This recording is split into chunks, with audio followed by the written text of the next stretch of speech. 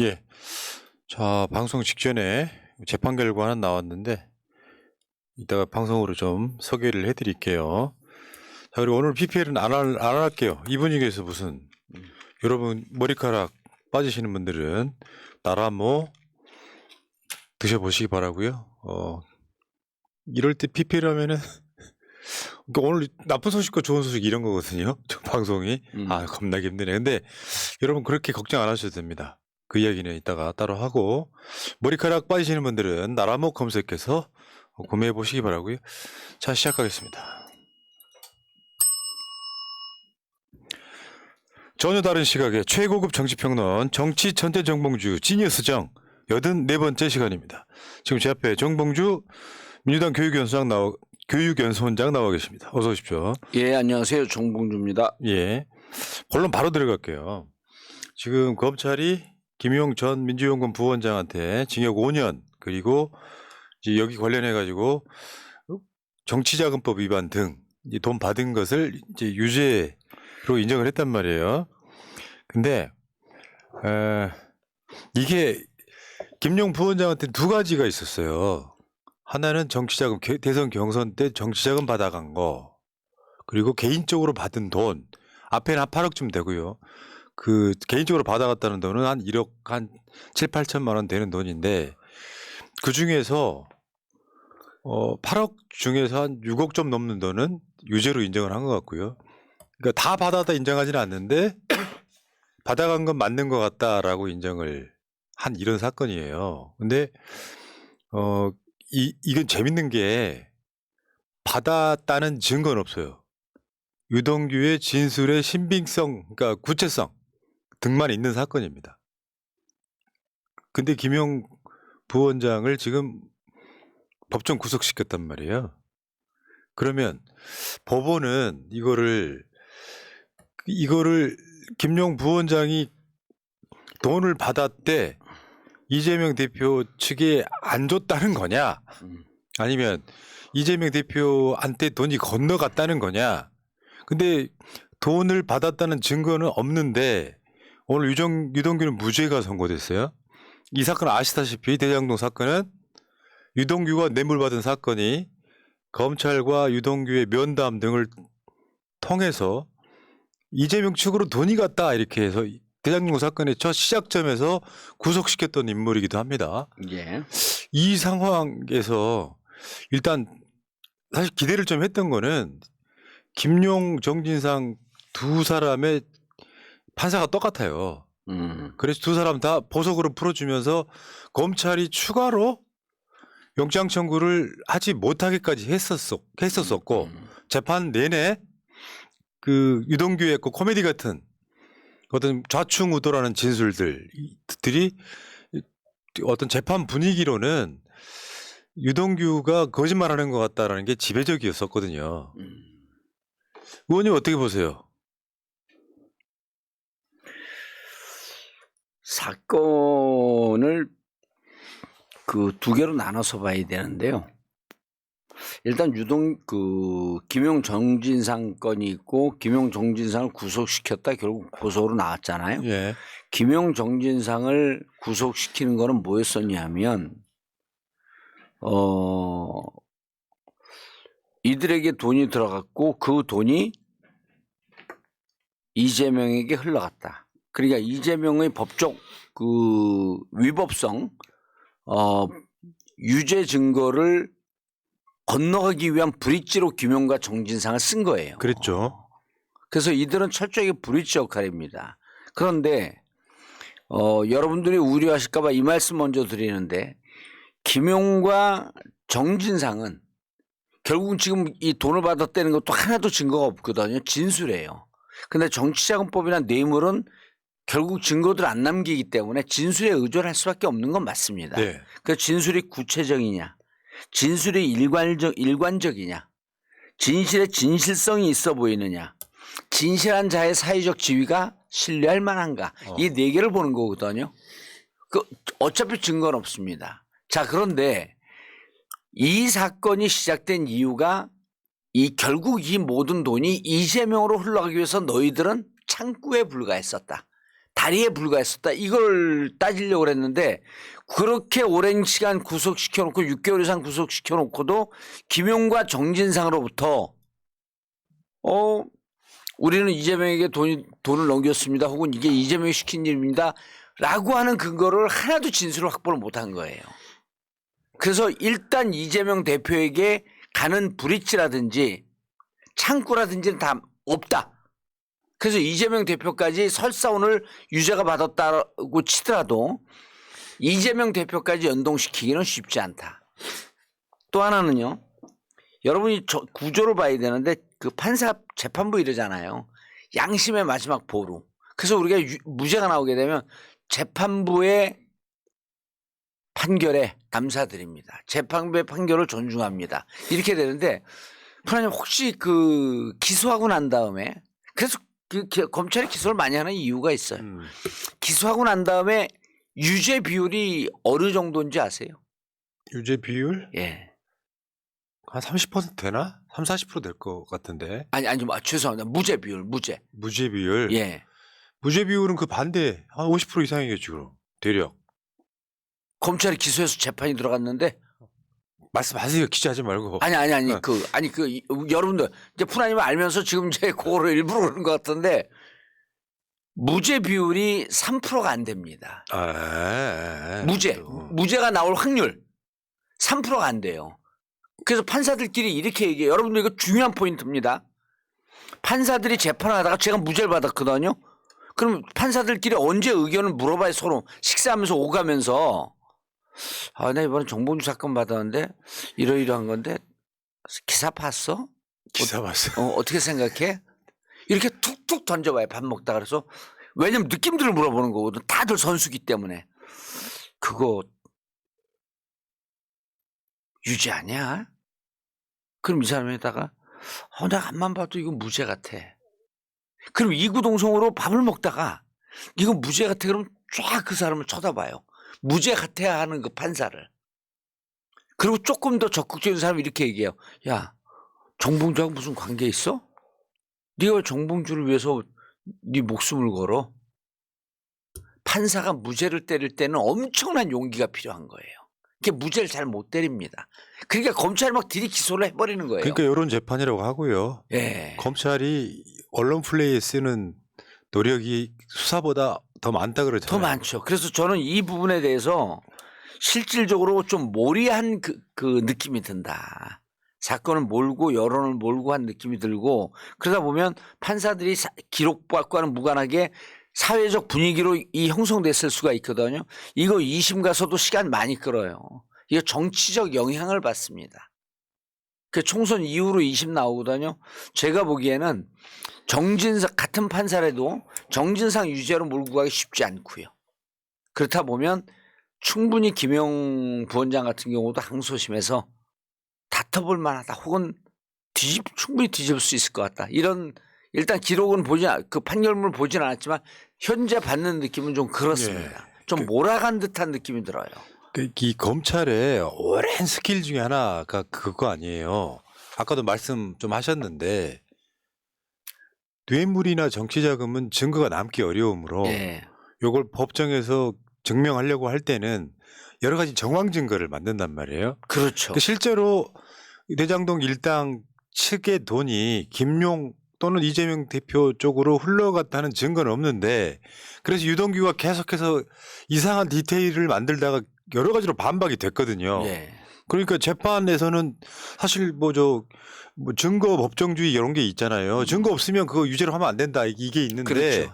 아직도 대한민국 사회에서는 구체성만 있으면 일관성만 있으면 그거 외울 수 있어요. 그거 외울 수 있습니다. 네. 그러니까 그렇게만 되면 유죄로 인증해주는 이 관행과 검찰의 언론 플레이가 사실은 조국 장관 때부터 나왔던 얘기인데 판사를 가스라이팅하는 측면까지 분명히 있는 것 같고요. 그러니까 지금 어느 지점에서 유죄인지에 대한 정확한 이야기가 지금 안 나오고 있는데. 그렇죠. 그래서 지난번에 지금 이제 푸나님이 한 게 정확한 지점인데 한동훈 장관이 그 노웅래 체포 동의안 여러분 가결해 주세요라고 하면서 뭐라 그랬냐면 녹취록을 들어보면 바시락 돈봉투 건네는 소리가 난다 이랬어요. 그럼 사람들이 보기에 돈봉투 건네는 소리가 녹음이 됐어? 이러면 느낌이 딱 들잖아. 이런 게 다 주변 정황을 갖고 만들어가는 과정이에요. 그때 그러니까 이게 대장동 재판이 문재인 정부 때 수사한 게 있었고 네, 다시 이제 재세팅해가지고 윤석열 정권 때 수사한 게 있었는데 맞습니다. 그때 문재인 정부 때 수사할 때 MBC 중요한 보도가 있었어요. 유동규가 대장동 일당으로부터 받은 돈으로 포르쉐를 샀다. 근데 그게 이재명 대표 측으로 돈이 건너갔다라고 하는 그게 나왔을 때 그중에 일부는 소위 전문 용어로 유동규가 슈킹했다는 보도까지 나왔고 그거는 그 유동규가 검사들한테 인정했다는 부분이거든요. 그런데 이게 그 당시 유동규는 성남도시개발공사 본부장이었으니까 일종의 뇌물이잖아요. 근데 유동규에게 무죄가 나온다는 게 진짜 이상하죠. 정 말이 안 되는 거잖아요. 예. 법이라는 게 상식에 맞아야지. 정확한 액수는 기억이 안 나는데요. 처음에 1차 유동규 구속할 때 대장동 700억 그걸 뇌물로 우유해갖고 구속을 시켰어요. 근데 나왔잖아요. 1년 만에. 법정 구속 시간이 지났고 1년 만에 나와요. 근데 이거 빼고 그러다 결국 유동규를 뇌물로 구속하는데 1억이 안 됩니다. 700억이 없어져요. 그 대장동 700억은 이재명 대표도 기소를 못했고 유동규한테도 기소를 못했고 그렇게 북치고 장구치고 떠들던 대장동은 사라진 거예요. 네, 아니 그러니까 이게 여러 가지로 지금 이제 김용 부원장과 이재명 대표를 또 연결시키려고 하는 거죠. 그 네. 브릿지 역할을 하는 이게 앞으로 이제 언론 보도들이 그렇게 나오고 있죠. 지금 이재명 대표의 재판에 영향을 끼칠 것이다 이렇게 그렇죠. 네. 나오는데 이게 다툼의 여지라는 게 이런 거잖아요. 준 쪽에서는 줬다고 하고 안 받은 쪽에서는 안 받았다고 하면 어차피 이런 사건은 증거가 없으므로 네 진술이 아주 아까 말씀하신 것처럼 구체적이고 일관적이냐 이것만 보는 건데 네. 김용의 진술은 수도 없이 많이 뒤집혔단 말이에요. 좌충우돌 했단 말이에요. 맞아요. 그거는 판사가 그러는 거죠. 예를 들어서 오래된 일이라 다 기억을 못할 수도 있다라고 유동규를 인정해줘요. 비호하고 그리고 이쪽에서는 돈을 준 사람이 진술이 이렇게 구체적이므로 안 줬을 리 없다. 이런 느낌이 좀 있어요, 분명히. 이게요. 그 법정 재판의 원칙이 우리가 이제 무죄 추정의 원칙이라 그러잖아요. 그래서 확실히 이렇게 유죄라고 인정할 만한 넉넉하고도 충분한 근거가 없거나 심리가 형성이 되지 않으면 좀 애매모호하고 의심의 여지가 있을 때는 그렇죠. 피고인 이익의 원칙을 해요. 피고인의 이익을 우선시한다. 무죄 이 추정의 원칙. 그렇죠. 무죄 추정. 그 피고인은 야 이렇게 애매하잖아. 그러면 원래 저 사람은 무죄야.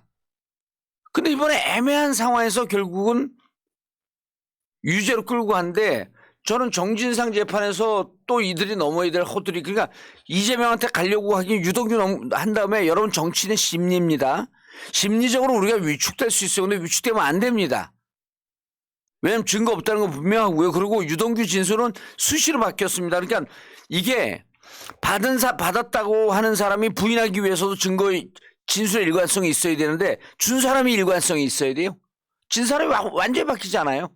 왔다리 갔다리 하잖아요. 아까 쉽게 표현해서 내가 윤석열하고 친분이 있어가지고 네. 내가 윤석열한테 한 10억 전달했어요. 근데 뭐 계좌로 보낸 것도 아니고 그러니까 증거는 없어. 근데 내가 이제 예를 들어서 윤석열하고 서초동 어디서 만났고 뭐 이런 식으로 계속해서 진술을 해요. 예. 그 상황에서 이거를 뭐 진술의 구체성 이런 걸로 유죄를 임명한다는 게 지금 보세요. 불법 정치자금 8억 중에서 6억만 인정했거든요. 그 2억을 인정 안 한 이유도 모르겠고요. 그 다음에 김용 개인한테 갔다라고 하는 1억 9천만 원 중에서 7천만 원을 또 인정을 했어요. 난 이게 더 웃기다는 거죠. 예를 들면, 그러니까 그럼 6억 원어치 증거는 있다는 거냐?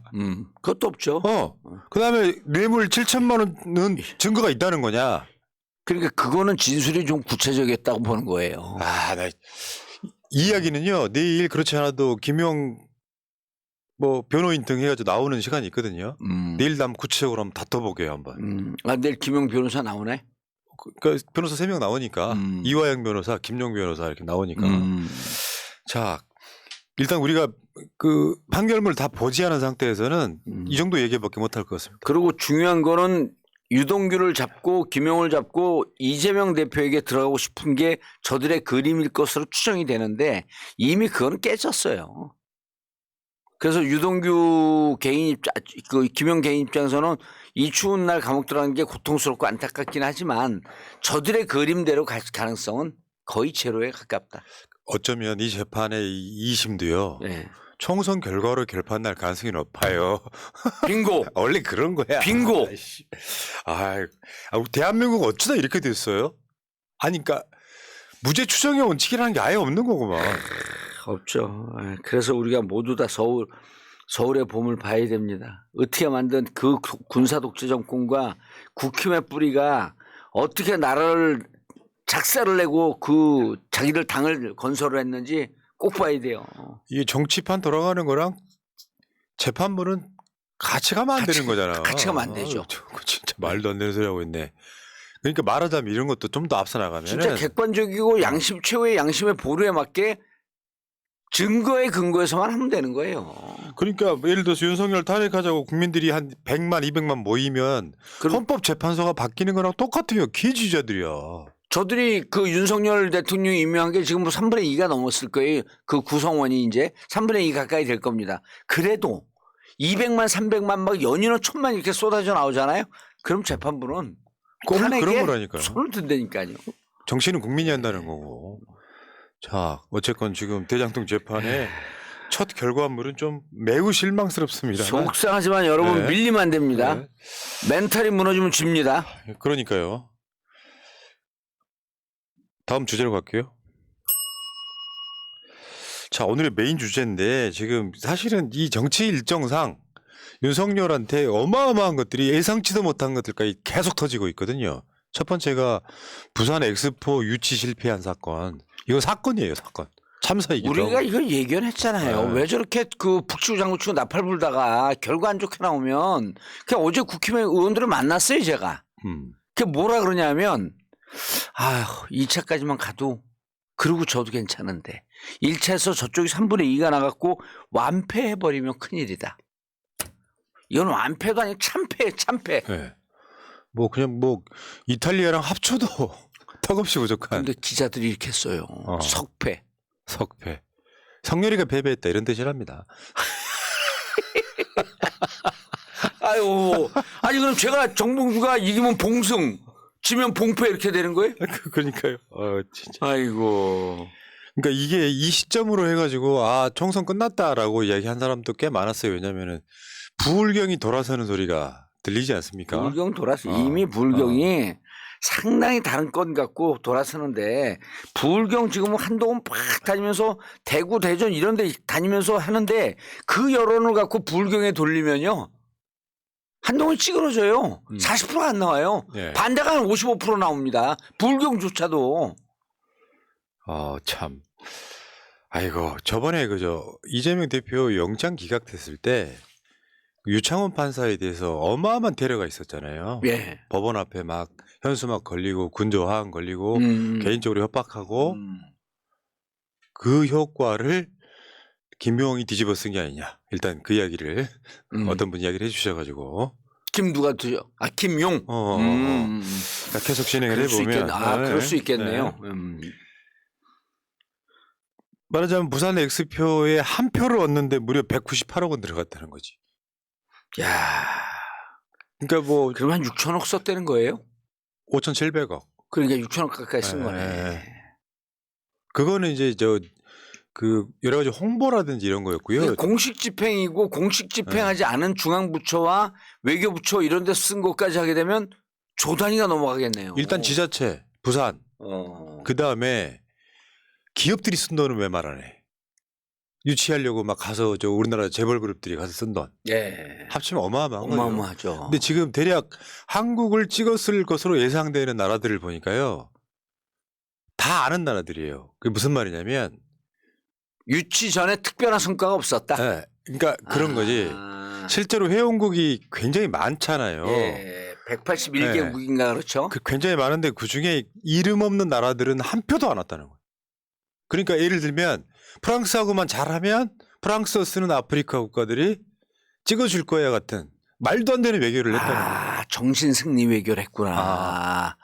야, 프랑스 하니까 프랑스의 식민지였던 아프리카가 오는데 60몇 개국 중에서 두 평가 빼고 다 사우디 지지했다는 거 아니에요? 네. 64평가가?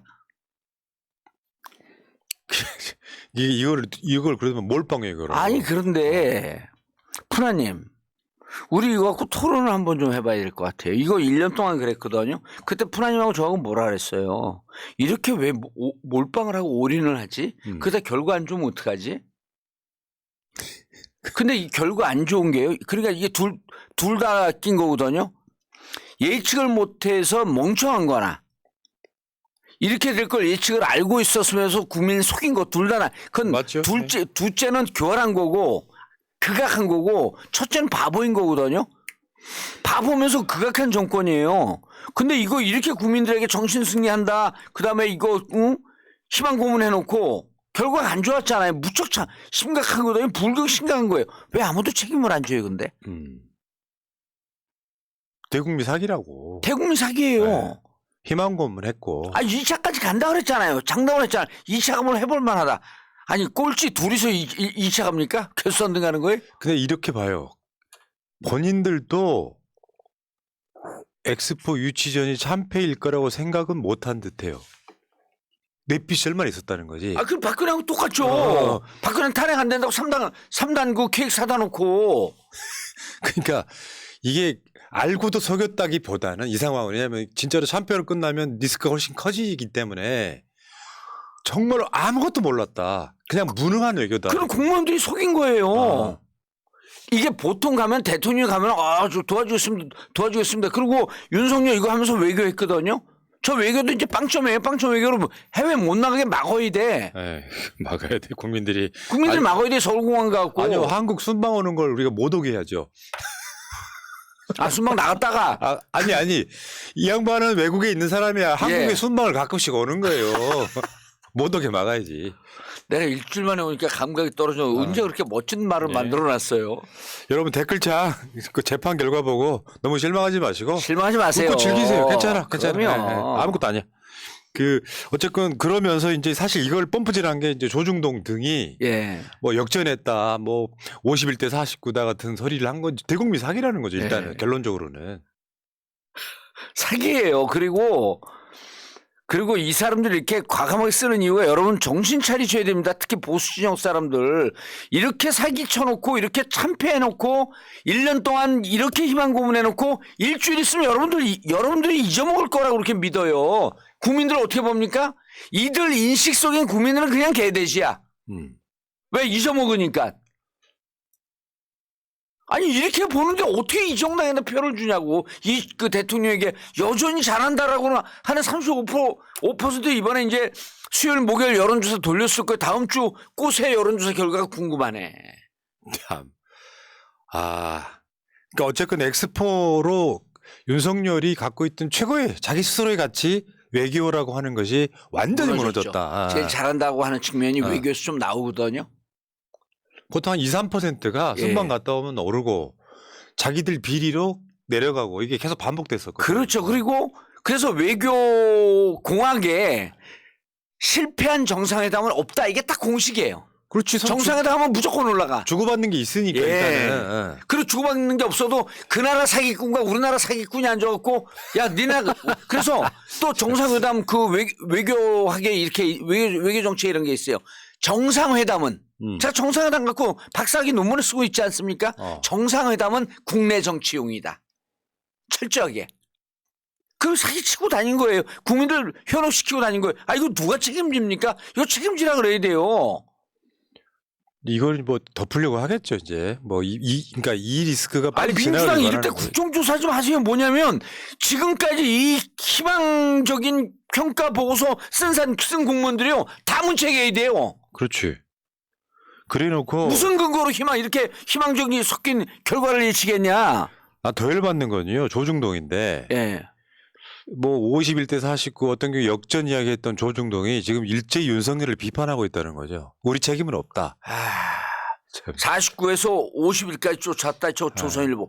야 저런 거 어떻게 난 푸나님 진짜 역전노 사우디의 역전놀이야. 조선일보 역전 그 니네 앞에 그 종로 그 광화문역 있잖아. 그 역전 앞에가 있어 그냥. 뭘 역전을 노려.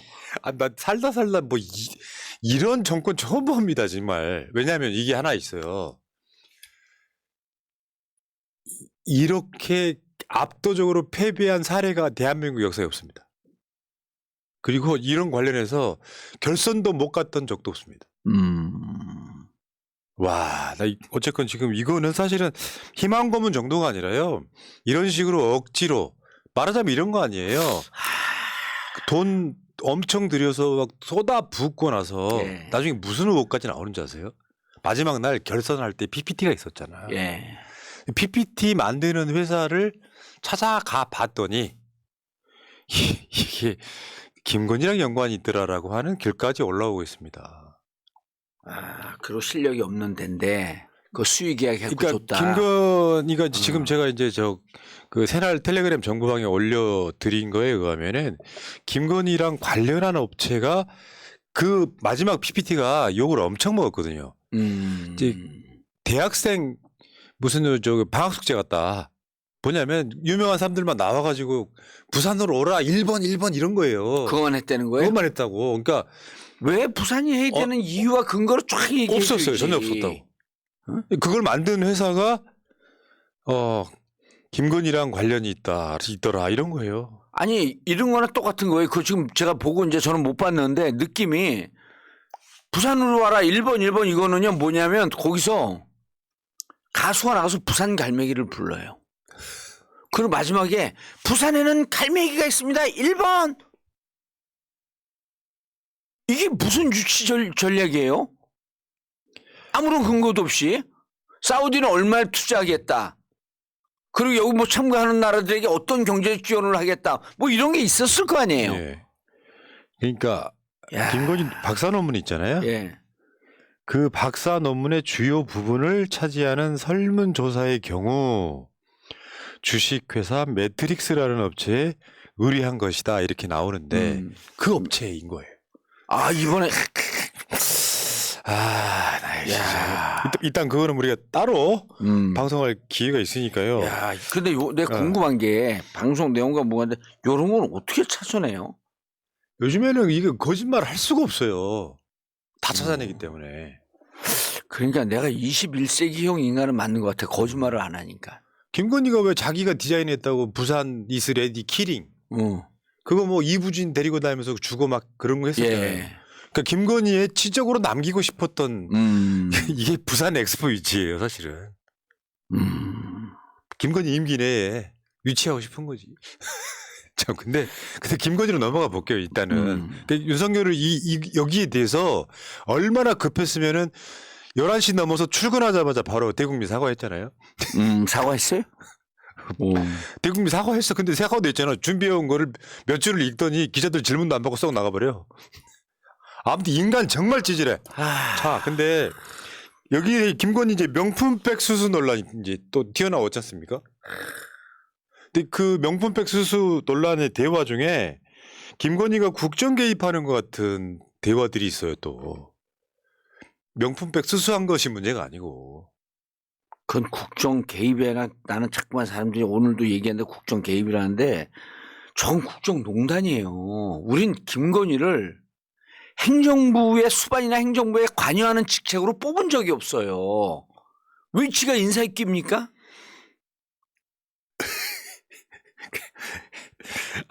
이거 국정 농단입니다.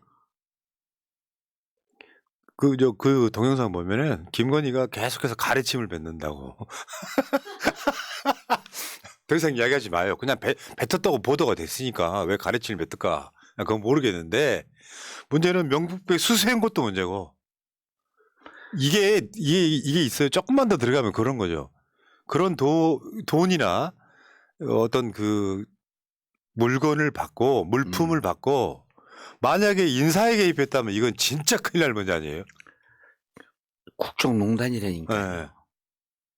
저는 이게 이제 고품격 그 시사 방송이잖아요. 새날 방송이. 그래서 그렇게 품격이 높진 않아요. 민망하게 왜 그러셔요? 아니 그게 아니라 내가 그 인정할 순 없잖아. 아니 근데 내가 진짜 창피해갖고 저게 그 가르침을 뱉었다고 이제 저도 보도 봤어요. 네. 그리고 다리 꼬는 자세를 여기서 마차님이 또 시연까지 했더만. 근데 마차님도 그랬어요. 마차님 다리가 짧은데 그거 참 고생하셨습니다. 그런데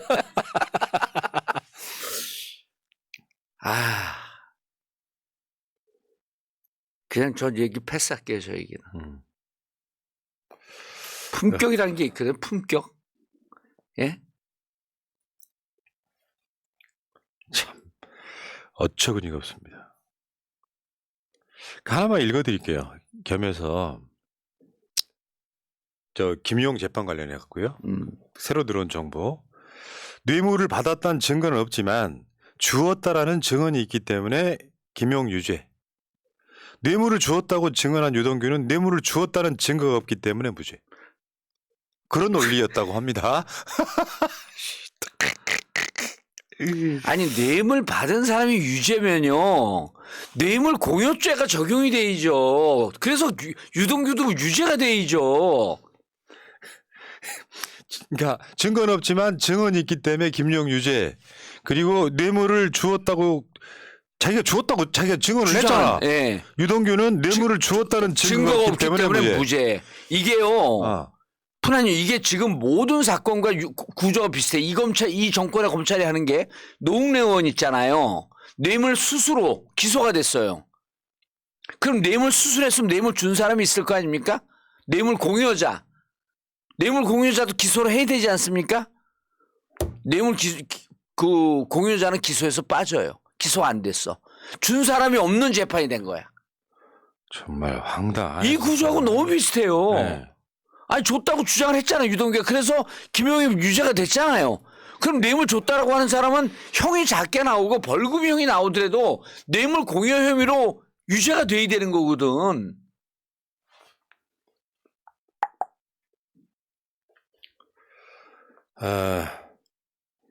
참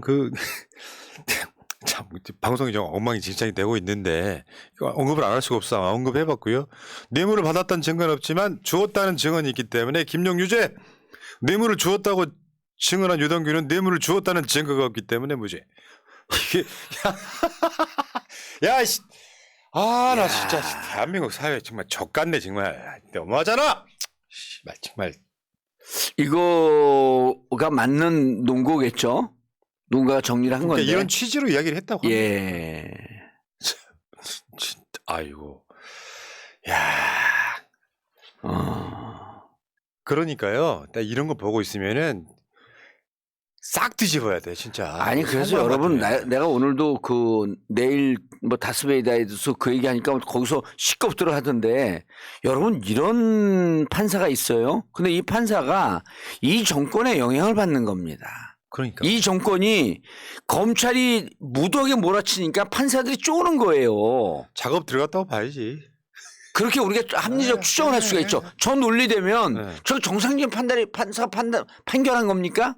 그렇다고 한다면 일정 정도 압박이 있었을 것이다. 그러면 이런 정황과 이런 환경을 만들어 놓은 정권을 그냥 놔둬야 됩니까? 그래서 탄핵해야 되는 거예요. 그 앞에 정경심 교수 책도 있지만요. 내가 표창장 위조를 할 수가 없는 사람인데 표창장 위조를 했다고 법원 인정을 해가지고 징역살이를 3년 몇 개월 했단 말이에요. 3년 몇 개월을 했죠. 그 속으로 어떻게 살아요, 사람이 그게? 참. 자, 이야기 다시 진행할게요. 지금 긴 건 이야기 해야 되는데 재판이 계속 그 속보가 올라오고 있어서. 자, 명품백 수수도 문제고 국정 개입 논란이 터졌고 우리가 알고는 있었지만 왜 그저 이명수 기자랑 전에 그 통화할 때 내가 정권 잡으면 너희들 가만 안 둬 이런 이야기를 했었잖아요. 이런 상태인 것 같고 윤석열은 김건희를 제어를 아예 못하는 것 같고 대통령의 부인인 자리에서도 그 뭐 저 몰래 카메라에 당할 정도의 어떤 그런 상황이었다면 처음도 아닌 것 같고 그 얼만큼 지금 뭘 하고 있는지 밖으로 터지는 게 없지만 고속도로 종점 바뀌는 것에서 보듯이 김건희만큼은 필연적으로 지금 가야 되는 감옥에 가야 되는 위치까지 와 있다. 아니 일단 도이치모터스 특검 가자고요 먼저. 거기서부터 차근차근 그래서 이걸 풀어나가자고요. 한꺼번에 할까 말까 고민하던 민주당이 예. 어차피 12월 중순에서 하순 넘어갈 때쯤 자동으로 올라가거든요. 그렇죠. 그러니까 12월 20일 가까이 가면 올라가게 되죠. 그러니까 먼저 올린다고는 했는데 네. 이동관 탄핵 뭐 검사들 탄핵 이거랑 합쳐가지고 올리지 않고 일단 이거는 킵하는 분위기더라고요. 예. 그때까지 시간이 있다 이런 이야기인 그렇죠. 거고. 이번 정기국회 때 하면 되는 거니까요. 예. 근데 대통령실은 이제 최은순 유죄 확정에도 그랬듯이 지금 공식적 반응이 아예 없어요. 그건 뭐 전략인 것 같아요. 그건 뭐냐면 대통령실이 대응하면 더 커진다는 생각이 있어서 대통령실 관계자들을 통해서 언론에 흘려요. 그 백은 돌려주려고 했는데 관저로 이사 오면서 때를 놓쳤고 돌려주려고 창고 안에 있다. 이게 꽤 된 거 아니에요 시간이? 작년 9월 달이라고 그랬어요. 작년 9월에 그럼 1년 반 동안 그 백 다 썩었겠는데? 뭔가 조치를 돌려주려면 바로 조치를 취하든지. 그러니까 이사 오면서 까먹었대요. 아, 나 씨. 야 역대급 코미디다 진짜. 이 정부 어떻게 하려고 그러니 정권 그 권좌에서 내려오고 난 다음에 어떻게 감당을 하려고. 나 진짜. 그리고 이거 제일 심각한 문제가요. 이게 대통령 부인으로서 격이나 이런 보안 문제 이게 다 뚫린 거예요. 예를 들어 누가 거기 보내갖고 그분에게 김건희 여사에게 김건희 씨에게 좀 긍정적이고 좋은 얘기하면은 바로 보자 그래서 만난 거 아닙니까? 대통령 부인으로서 보안 문제가 있잖아요. 그 보안 점검도 안 했다는 거예요. 다 만납니까 이렇게? 그리고 이 백 들고 들어가게 되면 이 백이 어떤 백인지 들어갈 때 물건 소지품 검사 하거든요. 그 경호처장이 지금 가장 유력한 국정원장 후보입니다. 참 미치겠다 진짜.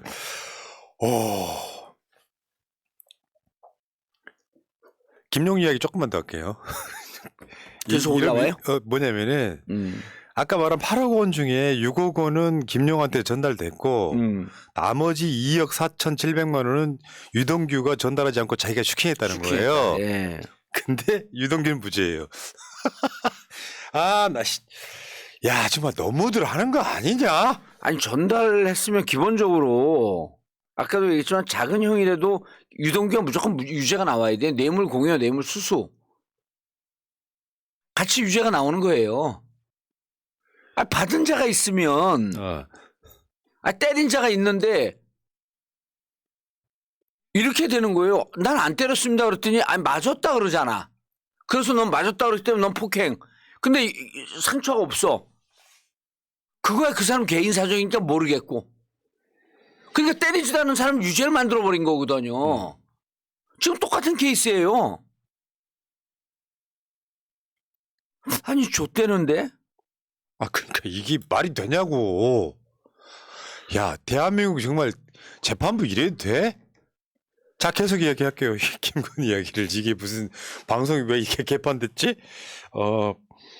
어쨌든 대통령실은 지금 여기에 대해서 공식 입장은 전혀 표명하고 있지 않고 뒤로 돌리고 있다가 그 목사님이 재미교포입니다. 예. 미국 예. 그 시민권자죠. 근데 이제 재미교포인데 서울의 소리가 이 목사님한테 명품 백을 사줬다는 거잖아요. 이명수 기자가 줘보라고. 예. 그랬더니 대통령실이 비공식으로 답변한 것 중에 하나가 그 자금이 북한 자금일 수도 있다라는 얘기를 합니다. 야 서울의 소리가 아무리 가난해도 야 북한 자금 받고 백을 나 정말 요즘 서울의 소리 가난하지 않아요. 잘 나가요. 그래 뭐 화장품까지 합치면 한 480만 원치 되거든요. 서울의 소리 압수수색하겠네. 들어간다고 봐야지. 국가보안법 혐의로 그렇게 쫙 잘 깔아놓고 그렇게 엮으려 그런 거지. 예, 작업하고 그러다가 그리고 거기 서울의 소리 많은 사람들이 드나들었잖아요. 그 중에 한 명이 예를 들어 학교 학대 학생운동 했어. 학생운동 했다가 뭐 북한과 접촉했다면서 이름도 없는 사람을 가공의 인물을 중국에다 만들어 놓으면 되거든. 그 사람하고 연락했다. 얘가 서울에 소리를 드나들었다. 끝이에요 그럼. 아, 나도 불안한데. 왜냐하면 이명수 기자 어머니가 얼마 전에 돌아가셨었는데 예. 제가 계좌로 무조를 냈거든요. 이거 다 판다고 또 우리 압수수색하는 거 아니야? 아 북한이 여기 있었네. 나 진짜 그 북한은 북한산 근처에 사는 사람들인가? 이게 웃을 수도 없고 우울 수도 없고 이게 대체 뭐 하는 짓이야 이게. 자, 결국은 그런 거 아니에요. 아까 저 희망 고문해가지고 뭐 박빙이라고 했던 거랑 비슷하게 김건희가 부산 이스레디 키링 차고 나갈 때는 에코백에다가 그리고 사무실에서 명품백 이런 이야기 나올 법하잖아요. 여러분 기억하시겠지만 이번에 저 자승스님 돌아가셨죠. 예. 자기 스스로 셀프로 돌아가신 느낌이 좀 있고요. 근데 김건희가 자승을 만나러 갔던 사건이 있었어요. 그때 김건희가 입고 갔던 그 치마가 5만 원짜리라고 겸손한 영부인이라고 난리쳤던 바로 그때입니다. 그때 만났던 스님이 자승이었다고. 그 자승이 병진 스님 결국은 그만두게 한 사람이잖아요. 예. 근데 얼굴이 좀 다르더라고. 그 자승이 이 자승인가? 네. 그죠? 총무장이었던. 예. 네. 야. 어쨌건 이거는 아마 윤석열 부부가 상당한 갈등을 겪게 될 수밖에 없는. 더군다나 김건희 특검이 코앞에 와 있기 때문에 이런 사건이 터졌을 때 김건희 특검을 거부권 행사할 만한 그게 안 될 거라고 생각이 들어요. 명품백 수수한 것까지 지금 나와버렸기 때문에 예. 이걸 거부권 행사하면 또 윤석열 입장에서 상당히 곤란해지는 측면.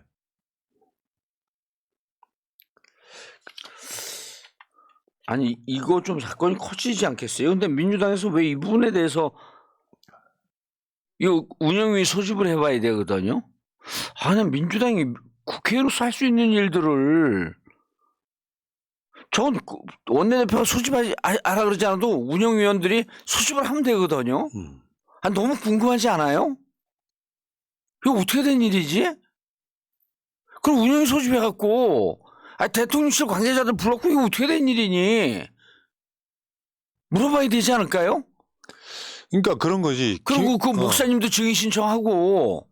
김용권하고 정반대인 거죠. 왜 그러냐면은 증거가 없는데 여러 가지 구체적으로 유동규 진술을 들어보니 유죄라고 하는 상황하고 김건희 같은 경우는 대통령실이 지금 바로 반박 못한 이유가 동영상이 나왔기 때문이거든요. 김건희 얼굴이 찍혔고 그러면 김건희 목소리가 나왔고 그러면 그게 그 조작이라고 네. 뭐 김건희 대욕을 썼다 이럴 순 없을 거 아니에요. 증거가 나온 상황이에요. 이거는 그 뇌물 수수의 현장이 잡힌 거잖아요. 요걸 애들 또 언론들이 싸게 끊어주더라고요. 김영란법 위반이라고. 100만을 넘어갔는데 왜 김영란법 위반이? 대통령 부인은 누가 봐도 대통령과 경제 공동체예요. 윤석열이 최순실 잡아낼 때 논리야 그게. 삼자의 물일 수도 있고. 야. 그런 식으로 해서 지금 임명된 자리가 몇 자리인지를 민주당이 국정조사나 이런 걸 통해서 팔아야지 지금. 일단 그 이름 나온 사람 있잖아요. 자리가 하나잖아요. 네. 그 사람이 누군지는 파악을 해봐야죠. 지금 질문서 놓여야지 용산에다가 이 사람이 누구냐. 그럼 그때 그 시점에 작년 9월이니까 그 시점 이후에 임명된 그 사람을 찾아봐야죠. 거꾸로. 그렇지. 근데 그렇게 하면 나온다는 거죠. 예, 나오죠. 자, 저 국회의원 해야겠어. 너무 답답해갖고 미치겠어. 자, 다음에요.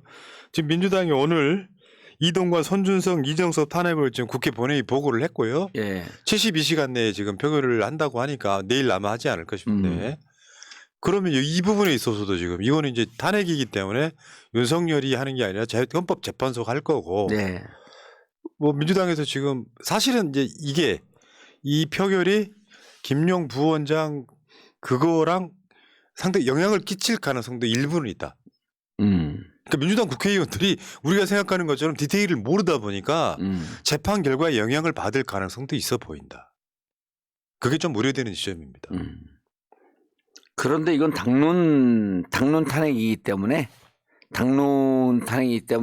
크게 영향은 없을 거예요.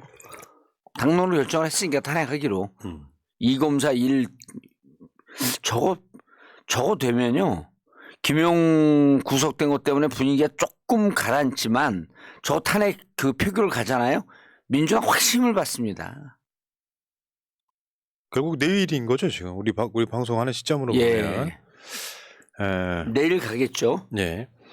그 다음에 지금 노조법, 방송 3법 이게 원래는 월요일 날 국무회의 때 거부권 행사하려고 했다고 합니다. 그런데 못했어요. 왜요? 여론 눈치 보는 거죠. 더군다나 이게 부산 엑스포 유치가 실패해버렸잖아요. 그래서 지금 윤석열 입장에서 이 거부권 행사할 타이밍을 일단 한 번 놓친 것 같아요. 그 이제 나오기를 이번 주 중에 임시국무회에서 처리한다 이렇게 얘기를 하던데 현재 시점이 어떻게 됐는지 잘 모르겠는데 노조법, 방송 3법에 대해서 마냥 왜냐하면 이거에 관련해서 국제기구들이 지금 거부권 행사하지 말라고까지 성명을 발표하고 그랬죠. ILO에서도 네. 성명 발표했고요. 노조법, 방송 3법 공포 촉구를 하는 거고.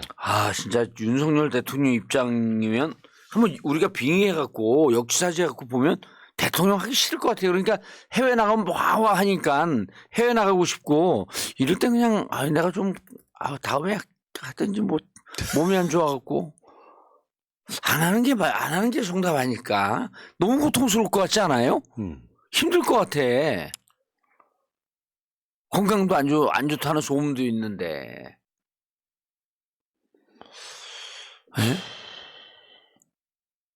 프라님. 예? 김용 유죄 때문에 심란하시죠 많이? 안 심란해. 안 심란해. 이거는 예. 재밌는 싸움 되겠구나 싶은 게 지금 그 조병구 판사가요. 네. 양승태 퀴즈로 유명한 사람입니다. 편향된 판결일 수밖에 없잖아요. 그럼 지금 그 임종현인가 그 법원 행정처장 네. 그분 8년인가 구형을 했거든요. 그 사법농단이 아직 끝나지 않았어요 재판이. 그러면 이분들이 현 정권의 그런 눈치를 볼 수도 있겠네. 양승태 키즈라고 한다면. 양승태 키즈 판사들은 일단 상당히 오염됐다고 보는 게 맞습니다. 나 양승태 키즈 되기가 싫소. 그러면서 뛰쳐나온 게 이탄이 아니에요? 도이치모터스 권오수 회장 집행유예 이 판사고요. 양현석 마약 수사 무마 혐의 무죄 판결한 것도 이 판사고요. 대마 혐의로 기소된 효성그룹 창업주의 손자에게 1심에서 집행유예 선고한 것도 이 판사고요. 그러니까 상당히 보수 편향의 대구 출신 판사라고 합니다. 그러네요. 자, 그다음에 이제 일단 민주당이 쌍특검 상정은 일단 보류였어요. 이거는 어차피 할 거니까. 어차피 할 거고 자동으로 올라가기 때문에 한꺼번에 안 하겠다. 그래서 이제 썰어서 할 건데 이건 아마 12월 중순 넘어가면 할 것 같고요.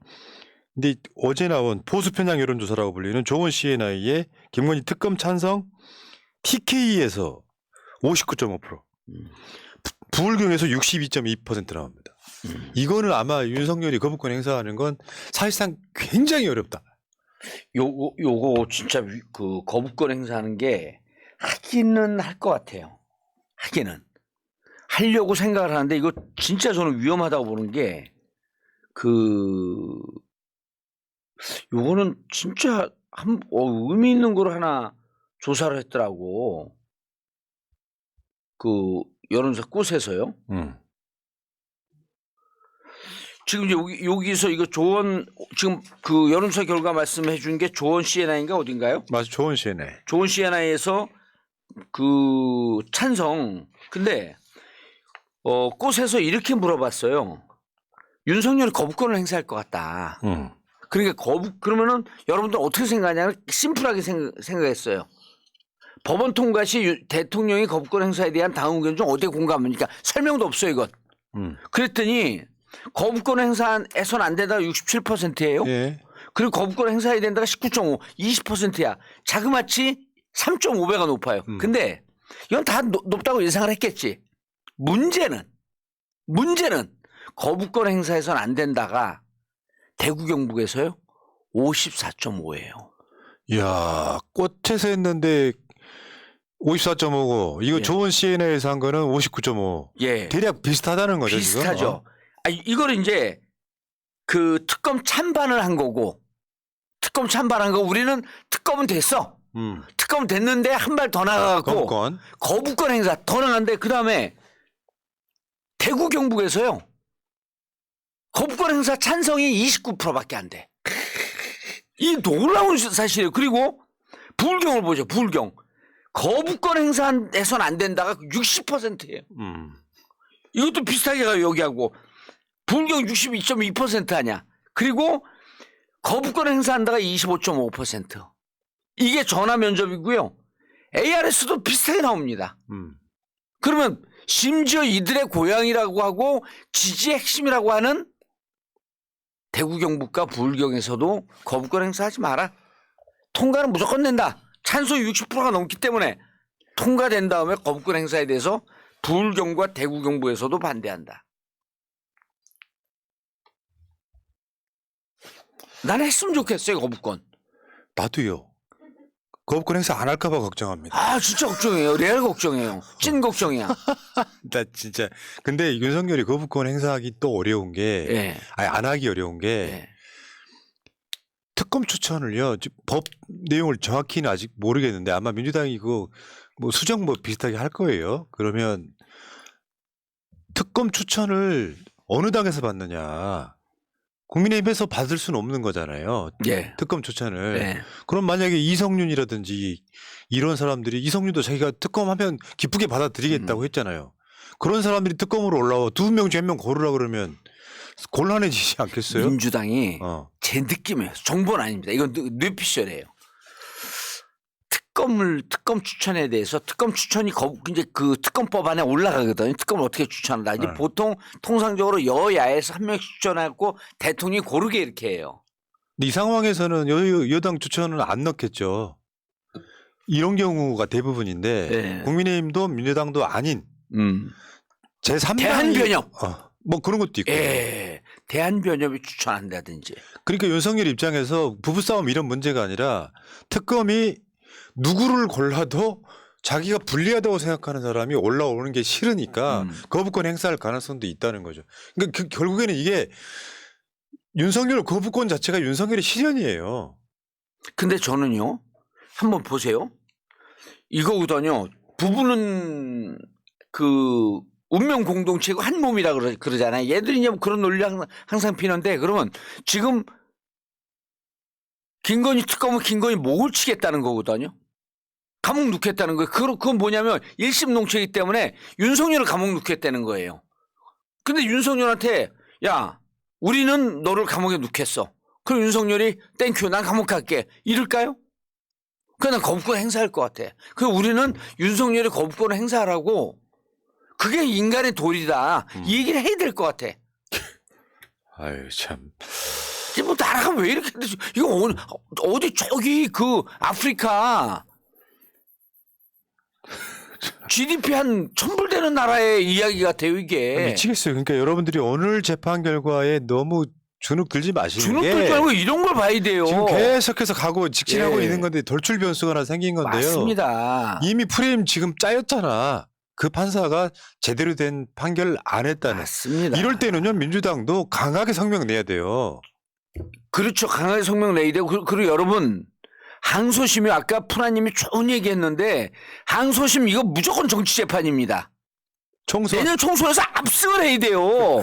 그러니까 임기 단축을 하겠다. 개헌을 통해서 임기 단축을 하든지 진짜 100만, 200만, 300만, 400만 쏟아나와서 탄핵을 하겠다. 이 얘기 내가 어제 그 다스베에 대해서니까 김원준 총수하고 박시영 둘 다 움찔하더라고. 뭘 움찔해. 그래서 나는 제가 그랬어요. 여기서도 분명히 말씀드린 게 나는 16년 만에 국회에 들어가는 들어가고자 하는 이유가 있어요. 이렇게 무도한 검찰 독재 정권의 임기를 끝내든지 탄핵으로 끌어내든지 개헌을 통해서 임기를 중단하든지 그거 하기 위해서 국회에 들어가는 겁니다. 그러니까 왜 이재명 대표 영장 기각돼서 그게 터닝 포인트였잖아요. 예. 근데 이런 거지. 예를 들어서 판사가 증거도 없는 사건을 유죄라고 인정하는 순간 예. 이제 비난이 이상민 탄핵이 기각됐을 때 헌법재판소로 가듯이 예. 그 비판의 화살이 재판부로 갈 수밖에 없는 거잖아요. 너 양승택 퀴즈라며. 그리고 저번에 왜 그 이재명 대표 사건을 영장 전담 심사하는 판사들이 어느 지역 출신인가를 먼저 봐서 요거를 저 수원지검에서 재판하게끔 만들려고 했다는 그때 그 스킬이 있었거든요. 맞습니다. 예. 수원지법의 영장 전담 판사들이 대략 누가 걸려도 보수 성향이다 뭐 이렇게 하는 것처럼 이런 짓 하고 있는 거예요 지금 현실은. 자 어쨌건 윤석열한테는 지금 선택의 시간이 굉장히 많이 남아 있죠. 아니 그 검찰총장 시절에 본인들이 기소한 사건에 대해서 판사가 뭐 어떤 성향의 판사인지 판사 성향 분석을 지시했잖아요. 윤석열 총장이 그런 짓 하고 있었던 사람이거든. 사찰했었죠, 판사 그때. 사찰했고 그런 의혹이 있지 않습니까? 그렇게 하고 있어요. 그런데 여러분들이 지금 김영 재판 때문에 코 빠져 있었고 A씨 오늘 열받으니까 술 먹고 뭐 대박 114 대리운전 부르자 이러면 안 된다는 거예요. BPL을 이렇게 훌륭하게 잘하세요. 아 이러면 안 된다는 거예요. 오늘은 술 먹어도 그냥 집에 가서 혼자 먹으면서 이를 악물고 자 여기서 열받으니까 유식한 얘기 한마디 할게요. 사회학의 대가 정치 철학의 대가 막스 베버가 이런 얘기를 합니다. 여러분 정치는요 늘 장밋빛 미래를 그립니다. 그러나 현실 정치는 먹구름 잔뜩 낀 잿빛 하늘입니다. 그게 현실 정치의 결과입니다. 너무 실망스럽잖아요. 그럴 때 정치인은 제대로 된 정치인이라고 한다면 제대로 된 정치를 기원하는 지지자라고 한다면 그럼에도 불구하고 우리는 두 발을 굳건하게 딛고 일어서야 된다는 거예요. 오늘 김영 유죄 받지 않았습니까? 그래? 이 상황에서 이렇게 됐어. 그럼에도 불구하고 우리는 두 발을 딛고 일어나서 이 총선에서 이기겠다. 이 두 명 검사 이동관 탄핵 반드시 성공시키고 김건희 특검 가고 윤석열 탄핵 가고 정말 이런 무도한 정권을 다시는 우리 역사에 전면을 내세우지 않겠다라고 하는 결의를 다지는 날이 돼야 되는 거예요 오늘은. 맞죠. 아니 뭐 이재명 대표 저 체포동의안 가결됐을 때도 견뎠는데 뭐 이거는 가결됐을 때 부장님하고 저하고 건배했잖아요. 이제 이재명 시대가 왔다. 그런 게 아이고 참. 자 여러분 용기 내십시오. 이럴 때요. 코 빠져갖고 그런 거 아닙니다. 자, 이 이야기는 여기까지 하시고요. 네. 뭐 다음 주제를 짧게 하나만 여쭤볼게요. 뭐 있어요? 천지한테. 이거 좋은 얘기 나왔어요. 지금 이제 병리평 연동형 이야기. 예. 그냥 단순하게 물어볼게요. 네. 우리 봉도사는 어느 쪽입니까?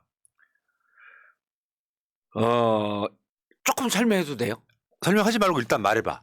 이 상황, 이 시점에서 고르라고 한다면. 이 시점을 고르라고 한다면요. 저는 병리평입니다. 병리평. 예. 그 이유를 설명해 주세요. 그렇죠. 이제 이유를 설명하는데 자 연동형은요. 여러분 많은 사람들이 복잡하게 설명하는데 연동형은 미래 정치로 나가자라고 하는 정치 개혁을 하자는 겁니다. 정치 개혁을 하자는 거예요. 좋은 취지예요. 병리병은요.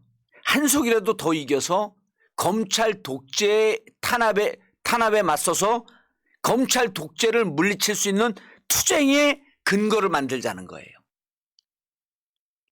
초점이 완전히 다릅니다. 그럼 이 시점에서 선택을 해야 돼요. 우리는 검찰 독재에서 맞서서 싸우는 투쟁의 근거를 만드는 선택을 할 거냐. 아니면 검찰 독재가 좀 날쳐도 정치개혁이 더 중요해. 그래서 정치개혁을 할 거냐. 매 시기 우리는 선택에 강요받고 있는 거거든요. 지금은 정치개혁이냐. 아니면 검찰 독재에 맞싸우기 위해서 한석이라도 더 이겨야 되냐. 이 선택지라는 겁니다. 저는요. 정치개혁을 주장하는 사람들에게 박수를 보내요. 그래서 연동형 하자. 다당제 가자. 그게 정치개혁이다. 박수를 보냅니다. 꼭 해야 됩니다. 그러나 지금 윤석열의 정상적인 대통령이고 정상적인 정치를 하고 있다고 한다면 지금 우리는 연동형에 올인해야 돼요. 그러나 지금은 이재명을 죽이고 민주당을 압살하려고 하기 때문에 과반 의석을 확보하고 어떻게든 한 석이라도 더 이겨서 탄핵으로 갈 수 있는 200석을 만들 수 있는 이 길로 가야 되는 검찰 독재와의 투쟁의 시간입니다. 무슨 말씀이냐면 지금은 나는 정치개혁이 영어시험이라고 한다면 투쟁은 수학시험이에요. 지금 우리 역사는 우리에게 수학시험을 볼 걸 요구하고 있어요. 근데 영어시험 얘기하지 말자는 거예요. 착잡하시더라도 이거는 제 선택이 맞습니다. 욕먹을 각오하고 우리는 병리평으로 가야 됩니다. 그냥 한 숟가락만 더 얹을게요. 예. 잘 생각해 보면 예. 21대 총선의 그러니까 연동형 실험은 실패한 거예요. 왜 네. 그러냐면 네. 선의가 아무리 있더라도 이걸 악용하는 국민의힘 같은 정당이 나오는 것을 방지하지 못했다면 실패한 겁니다. 그럼요. 네. 그러니까 확실하게 위성정당을 만들지 못하게 하는 100% 효과가 있는 법을 만들지 못하는 이상 결국 연동형제로 가는 상황이 벌어지면 국힘은 만듭니다. 그러니까 국민의힘이 독재를 할 수 있게 만들어주는 이 상황까지 가는 것은 무조건 주장하는 건 옳지 않다. 그 이야기 하시려고 하는 거죠. 그렇죠. 국힘이 여러분 위성정당 금지법이요 불가능합니다. 그리고 제대로 만약에 그 위헌 소송 걸잖아요. 다 걸려요. 아, 그러니까 위성정당 방지법은 100% 불가능해요. 100% 불가능합니다. 그리고 국힘은 위성정당을 만들어요. 그럼 가만히 앉아서 눈 뻔히 보고 우리가 정상적으로 하면 40석 더 해야 되는데 눈 뻔히 보고 국힘과 우리가 동일한 의석수가 돼갖고 100석이 넘어가. 국힘이. 그래서 니네 탄핵 못해? 용령 죽겠지? 아, 우리 끝까지 검찰 독재할 거야. 이거를 정치개혁이라고 하는 이 당면과제가 아닌 걸 갖고 물고 늘어지다가 이런 상황을 봐야 되냐는 거예요. 이제만 감옥 보내라고 또 날튀고 민주당 국회의원들 선거법을 한 50명 기소해버리고 선거에는 이기고 재판에 지는 이런 얼토당토하는 상황이 펼쳐질 게 눈에 빨리 보인단 말이에요. 제 아이디어 하나 낼까요? 예. 병리평으로 가되 비례 의석을 50석 더 늘려요. 그렇게 해서 소수 정당들이 의미 있는 의석을 가지게끔 만드는 방식은 어떻습니까? 저는 정상적인 상황이거나 비전시 상황이거나 비전투 상황이면 찬성합니다. 좋은 생각이에요. 그리고 국회 의석수 늘리는 거에 대해서 국민적 저항감이 높지 않으면 좋은 생각입니다. 그런데 일단 국회 의석수 늘리는 거에 대해서 국민들은 3살짜리 100일짜리 아이들도 피켓 들고 나옵니다. 그래서 현실적으로 좀 어려워요. 그리고 지금은 우리가 독재로 회귀하냐 서울의 봄처럼 국민을 짓밟은 이 군부 세력보다도 더한 검찰 세력에게 국가의 미래를 넘길 것이냐 아니면 저들을 끌어낼 것이냐라고 하는 절대절명의 전투의 시기라는 거예요. 전쟁의 시기입니다. 지금은. 그렇죠. 그 가치를 없게 두시는 분들은 당연히 병리평 가자고 합니다. 왜냐하면 이 전투에서 정봉주 같은 장수가 들어가려고 난 국회의원 안 하는 게 더 편했어요. 사실은. 그래 뭐가 아쉬워서. 그러니까 이런 거예요. 이 말씀을 제가 달리 반대로 해석을 해드리면 민주당이 의석을 많이 가져가는 문제가 아니고 국민의힘이 의석을 많이 가져가는 걸 막아야 된다는 거죠. 자, 어떤 분이 송수환 님이 제안했어요. 병립1 연동이 여러분 투표해 주세요. 연동으로 할 수도 있지만 나 연동을 하는 분하고는요. 그만하세요. 네. 그만하고 만나서 그만하라고. 하세요. 예.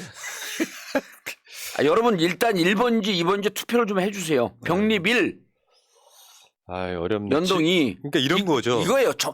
검찰과의 탄압이 1이고 정치개혁이 2 이렇게 돼. 지금 정치개혁 시점 아니에요. 지금은. 그러니까 민주당 국회의원들도 여러분 잘 생각하셔야 될 게 판사가 증거도 없이 유죄 판결을 하는 걸 상황을 보면 예. 이재명이 죄가 있나 보다라고 생각하실 게 아니라 대한민국에 이렇게 되면 사법부까지 지금 장악돼 가지고 큰일 나겠네 싶어서라도 윤석열과 국민의힘의 이 독재로 가는 방법을 막는 쪽으로 생각이 모아져야 된다는 거죠. 예, 맞습니다. 근데 이제 디테일을 잘 모르니까 정말로 돈 건너간 게 맞나 보네? 그러면서 딴소리 하지 말라는 이야기예요. 이거 새날 방송 없었으면 모든 국민들이 이재명이 유죄라고 믿었을 수도 있어요. 참네. 아이고. 이거 우리가 20만 30만밖에 안 보는 것 같잖아요. 이 파급 효과가 여기서 정치 고관여층의 높은 정치의식 수준 갖고 있는 분들이 한 명이 듣는 분들이 20명, 30명입니다. 이게 사회의 여론을 막고 있었던 거예요. 알겠습니다. 알겠습니다. 예, 다 일이에요, 다 일. 네. 예? 민주당 기여네요. 예? 그러네, 일 진짜. 그렇잖아요. 예. 그거 있잖아요. 그거 저기 그 부산 엑스포 유치할 예. 때. 제 광고 하나 해도 될까요, 근데? 아 잠깐 내 얘기 먼저 예. 하고. 아, 죄송합니다. 거기서 민주당 선거운동을 하고 있더만. 이정재 1번 찍어주세요. 싸이 1번 그러니 찍어주세요. 그게 되겠냐고. 아, 그 우리나라가 일본이었어. 이게 1번이었지. 자 광고하세요. 네. 제가 12월 말에 네. 방송에서 얘기하기 전에 저와 함께 저를 지지할 사람들과 송년회를 하면서 어느 지역으로 갈지 거기서만 얘기해줘요. 그래서 저를 좀 도와주십시오라고 하는 호소하는 송년회를 할 계획입니다. 아직 날짜는 안 잡았어요. 네. 그 푸나님 일정 보고 잡을 겁니다. 오케이 알겠습니다. 예. 예, 예. 또 내가 가야 한다 뭐 이런 식으로 해주니까 또 안 갈 수가 없네. 자 이병진님 현실이 힘들어도 두 분 이야기 들으면 터널 안에서 터널 밖에 한 줄기 빛으로 보입니다. 탄핵 화이팅. 아 봉도사님 가끔 봉도사님 TV에 글 올리시는데 한번 읽어주세요 하셨고요. 짱누리님 탄핵 좋은 결과 봅시다 하셨고요. 남쪽 별님 감사드립니다. 예. 슈퍼챗 첫 슈퍼챗 감사드려요. 자 여기까지 하시고 이제 이따가 정봉주 TV에서 지금 따로 만나요 뵙고요. 예. 정봉주 TV 이따가 7시에 가시고 새날은 이따가 한 30분 후에 다시 오겠습니다. 이따 봬요. 그리고 우리 봉도사님 수고하셨습니다. 고맙습니다. 예, 감사합니다. 민주주의 평화 통일 다 죽어간다 이대로는 놔둘 수 없다 자, 다시 한번 해보는 거야. 자, 다시 한번 싸우는 거야. 자, 손 맞잡고 어깨를 걸고 우리 함께 이기는 거야. 자, 다시 한번 해보는 거야. 자, 다시 한번 싸우는 거야. 자, 손 맞잡고 어깨를 걸고 우리 함께 이기는 거야. 자, 다시 한번 해보는 거야. 자, 다시 한번 싸우는